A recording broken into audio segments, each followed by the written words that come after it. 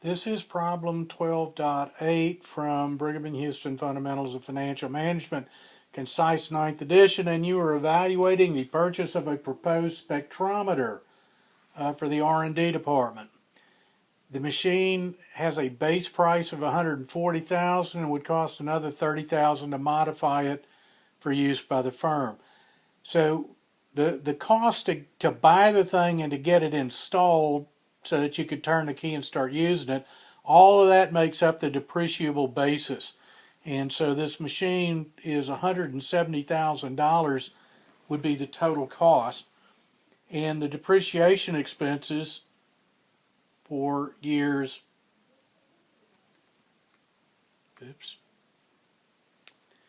depreciation expenses in years 1, 2, 3, and 4, assuming we were going to keep it 4 years, which we're not. The cost would be $170,000.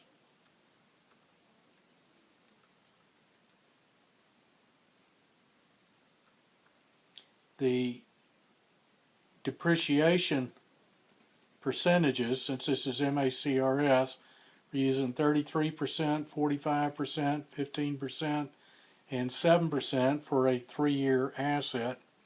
So the depreciation expense that we will report as an expense on our income statement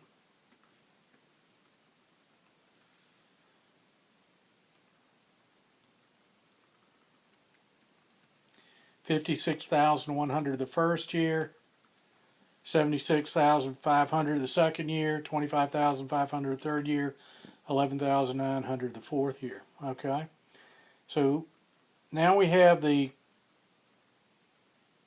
cost of the equipment, the book value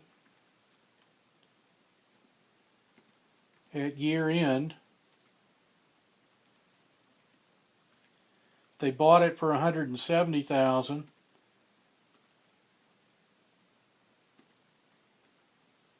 At the end of the first year, they would be reporting $113,900. At the end of the second year, the book value would be $37,400, which would be $56,100 and $76,500. Add those together, and that's the accumulated depreciation. Which I guess I could have done that in here. The accumulated depreciation in each of the years.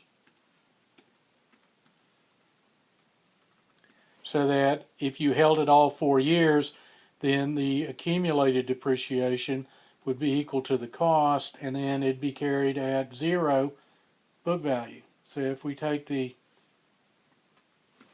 book value at the end of year 4, it would be 0. But they're going to sell it at the end of year 3. That's given in the problem. Okay, and I think they could sell it for $60,000. When you sell it for $60,000, you're going to have a taxable gain.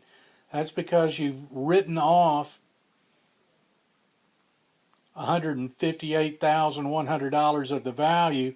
But if you bought it for $170 and sell it for $60, then you only used up $110,000 of it. So you're going to have to pay back the tax savings on that excessive depreciation. All right, so we're also given some information about needing spare parts and net operating working capital of $8,000 to get started with. That'd be an initial outlay. But the good news is we can recover that when we sell the equipment at the end of the third year. All right, and it's going to save us $50,000 a year in labor costs, which means that after tax, we would, at 35%, we would still get 65% of that money after tax. The easiest way to set this thing up is in a table form. So I'm going to label this period 0, 1, 2, and 3.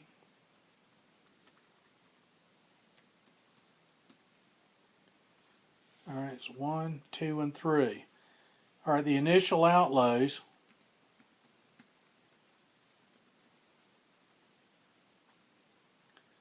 And those are going to include cost of machine, the spectrometer, and the working capital. So the machine's going to cost $170,000, and it's going to also require $8,000 of working capital. Since these are cash outflows, put them in as negative numbers. Okay, so we're going to now convert everything to cash inflows and cash outflows. Negative 170.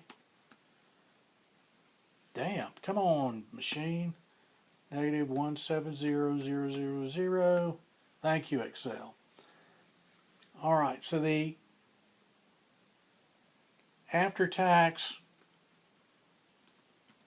operating cash flows. What we want to do here is calculate the operating income change and then add back the depreciation.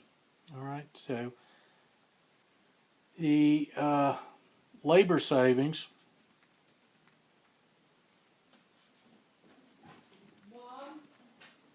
is going to be $50,000 a year in each of the 3 years that we have the program going. All right, so that $50,000 is going to occur in each of these 3 years. The depreciation expense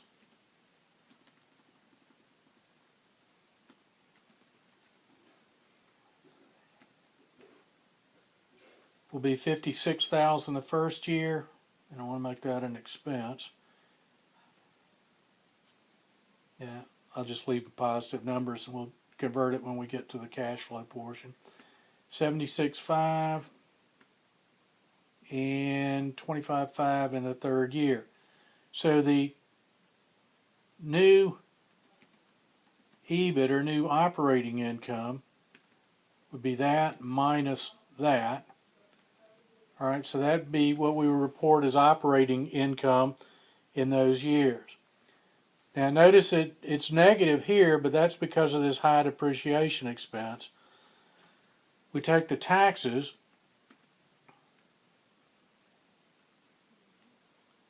in fact, let me just do the after-tax OCF, EBIT times 1 minus the tax rate, and then add back the depreciation. So this is the actual cash flow. The new EBIT times 1 minus their tax rate given in this problem is 35%.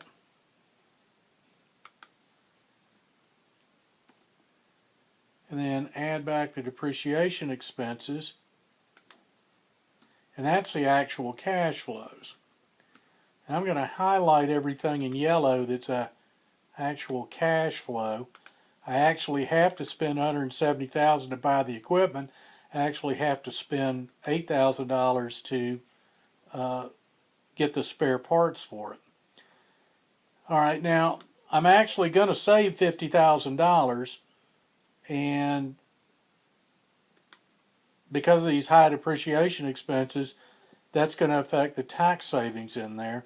But generally speaking, the after-tax operating cash flows, how many dollar bills are going to actually come in to the firm as a result. All right, now when I sell the machine, I'm going to get $60,000 for it, and that's a positive cash flow. However, tax on the gain is going to be a negative. All right. So my book value at year end is $11,900. So the sale price of $60,000 less the book value, and I'm carrying it on the books at $11,900, gives you the gain on the sale. So you have a $48,000 gain. The tax at 35%, that would be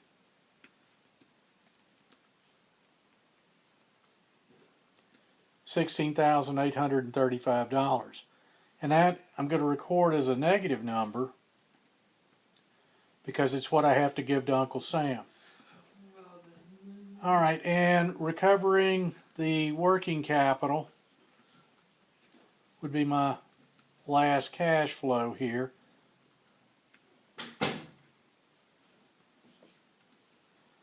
All right, so if it was a negative outflow here, it's a positive inflow here. Essentially, when I sell the machine, I'll sell the spare parts that go with it.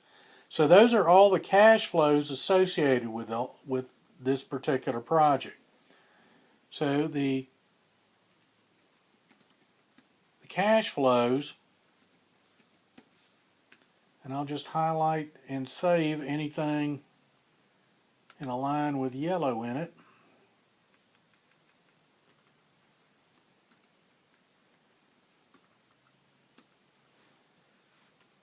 All right, so the present value of the future cash flows, given the weighted average cost of capital, given in the problem up here, if the weighted average cost of capital is 9%, should the spectrometer be purchased? Okay, so the weighted average cost of capital is 9%.